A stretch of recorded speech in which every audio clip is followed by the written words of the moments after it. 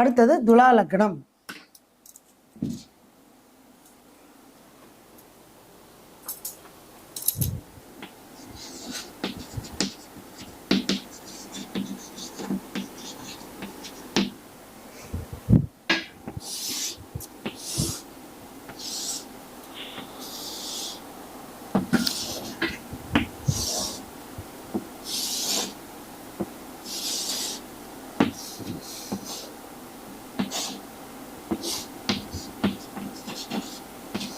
சரி, துலா லக்னம்.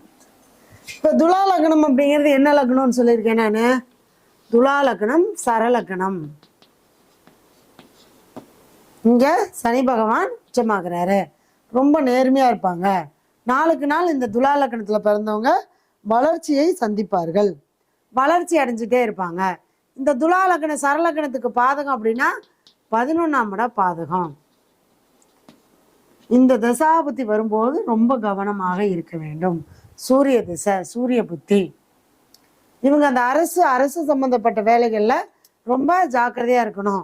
இல்லைன்னா பணம் கொடுத்து வேலைக்காக ஏமாந்து போகிறது, இந்த மாதிரியான விஷயங்கள் எல்லாமே கண்டிப்பாக நடக்கும். 2ஆம் அதிபதி யாரு? செவ்வாய். 7ஆம் அதிபதி யாரு?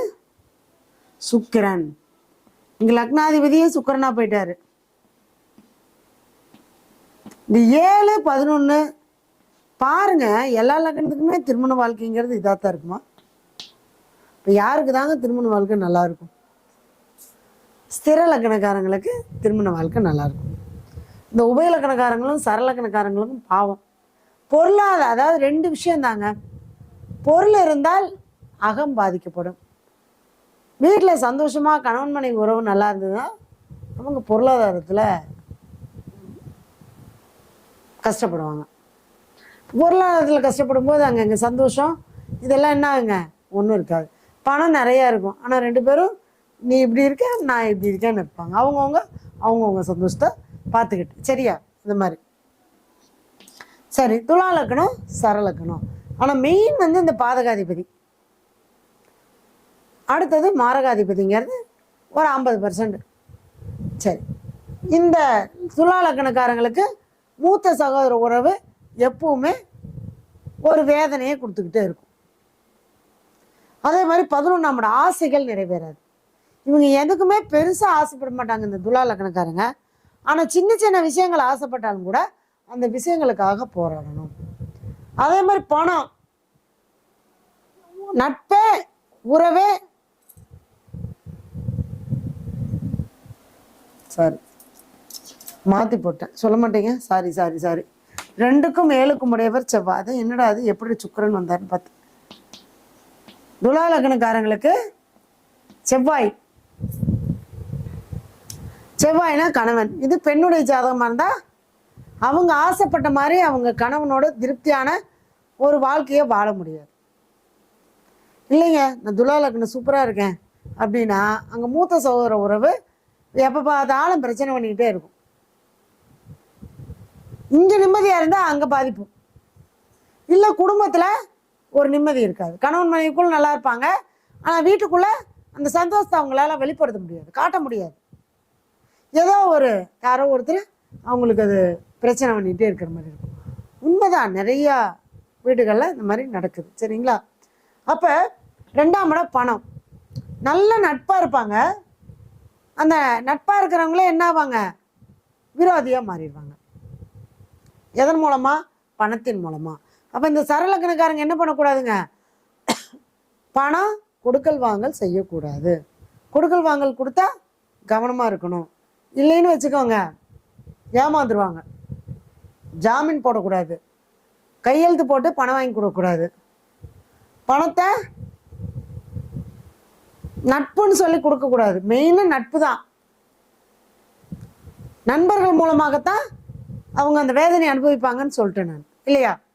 அப்போ இந்த செவ்வாய் திசையோ அல்லது சூரிய திசையோ சூரிய புத்தியோ செவ்வாய் புத்தியோ வரும்போது இந்த துலா லக்னக்காரங்க என்னென்ன பண்ணக்கூடாது? அப்போ போய் கடன் வாங்கக்கூடாது, ஜாமீன் போடக்கூடாது, எதுலேயும் இன்வெஸ்ட்மெண்ட் பண்ணக்கூடாது, மூத்த சகோதர உறவுகிட்ட அடிதடிக்கு சண்டைக்கு போகக்கூடாது.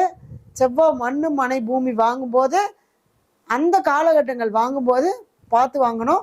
இல்லைன்னா அந்த மண்ணை நம்ம ஒன்றுமே பண்ண முடியாமல் போயிடும். அது எதுக்குமே நம்ம பயன்படுத்த முடியாமல் போயிடும். வீடும் கட்ட முடியாது, விற்கவும் முடியாது அப்படின்னு சொல்லி நம்மளால் அதிலிருந்து நம்ம வெளியவே வர முடியாத கடன் பிரச்சனையை கொடுத்து விடும். செவ்வாயினாலே கடனுக்கு உண்டான கிரகம் தானே செவ்வாய். இப்போ துலா லக்னக்காரங்க ரொம்ப கவனமாக இருக்க வேண்டிய திசை செவ்வாய் திசை, சூரிய திசை. செவ்வாய் புத்தி, சூரிய புத்தி. செவ்வாய் நட்சத்திரம் மிருகசீரிஷம், சித்திரை, அவிட்டம் நட்சத்திரத்தில் எந்த கிரகமாவது நின்று திசையோ புத்தியோ நடத்தினால், கிருத்திகை, உத்திரம், உத்திராடம் நட்சத்திரத்தில் எந்த கிரகமாவது நின்று திசையோ புத்தியோ நடத்தினால் அந்த காலகட்டங்களிலும் நாம் ரொம்ப மிகுந்த கவனத்தோடு இருக்கணும். நீங்கள் என்ன பண்ணுறீங்க அப்படின்னா, செவ்வாயினாலே பூமிக்கு காரகன். அப்போ பூமி சம்மந்தப்பட்ட ஒரு கோவிலுக்கு ஏதாவது செங்கல், செம்மண் இந்த மாதிரி வாங்கி கொடுக்கறது. செவ்வாய்னால் ரத்த தானம் கொடுக்கறது. சரளக்கணக்காரங்க ரத்த தானம் கொடுத்துட்டே வந்தீங்கன்னா நல்லாயிருக்கும். ஏன்னா அங்கே தான் நாளுக்கு நாள் வளர்ச்சி அடைஞ்சிட்டே இருப்பீங்க இல்லையா. உங்களுக்கு எவ்வளோ பிளட் எடுத்தாலும் அவ்வளோ பிளட் ஊறிக்கும். அப்போ செவ்வாய் பாதகமாக இருக்கிறதுனால சாதகமாக எப்படி மாற்றிக்கிறது? நம்ம உடம்புலேருந்து தானாக வெளியேறக்கூடிய ரத்தத்தை நம்மளாக கொடுத்து அது ஒரு கர்மாவை தீர்த்துக்கிறோம். சரிங்களா? அப்போ பிளட் டொனேட் பண்ணுறது, தேவைப்படுறவங்களுக்கு உதவி செய்கிறது, ரொம்ப கிரிட்டிக்கலாக இருக்கிறவங்களுக்கு நம்ம ஹெல்ப் பண்ணுறது, இந்த மாதிரியெல்லாம் பண்ணிட்டு வரும்போது கூட்டம் ஆகாது, சீட்டு போடக்கூடாது, சங்கம் ஆகாது. இந்த சரளக்கணக்காரங்களுக்கெல்லாம் கூட்டு சேர்ந்து எந்த ஒரு வேலையும் செஞ்சாங்கன்னா இவங்க தான் அதன் மூலமாக பாதிக்கப்படுவாங்க. சரிங்களா? அப்போ செவ்வாய் பகவான் வழிபாடு. பூமிக்காரகன் யார்? பூமிநாதேஸ்வரர், வைத்தீஸ்வரன் கோவில், திருச்செந்தூர், இந்த மாதிரியான இடங்களுக்கு போய் வழிபாடு பண்ணிட்டு வரணும். சூரிய வழிபாடு கண்டிப்பாக பண்ணணும். டெய்லி காலைல சூரிய உதயத்தில் எழுந்திரிச்சு சூரிய வழிபாடு பண்ணிகிட்டே வர வர உங்களுக்கு அரசு சம்மந்தப்பட்ட விஷயங்களில் வெற்றி கிடைக்கும். அதே மாதிரி கவர்மெண்ட் ஜாப் எக்ஸாம் எழுதுனீங்க அப்படின்னா சூரியனை வழிபாடு பண்ணிங்கன்னா எக்ஸாமில் பாஸ் ஆயிடுவீங்க.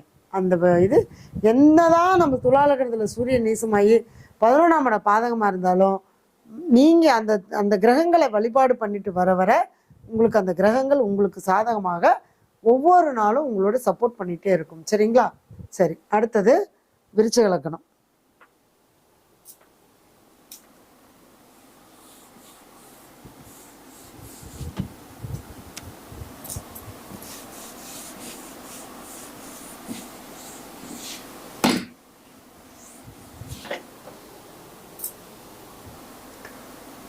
நீங்கள் யார் துலா லக்னக்காரங்க, உங்களுடைய லைஃப்பில் நீங்கள் எப்படி அனுபவிச்சிருக்கீங்க, என்ன மாதிரியான திசாபுத்தி நடந்தது, அந்த திசாபுத்தியில் என்ன உங்களுக்கு நடந்தது அப்படின்னு கமெண்ட் பண்ணுங்கள்.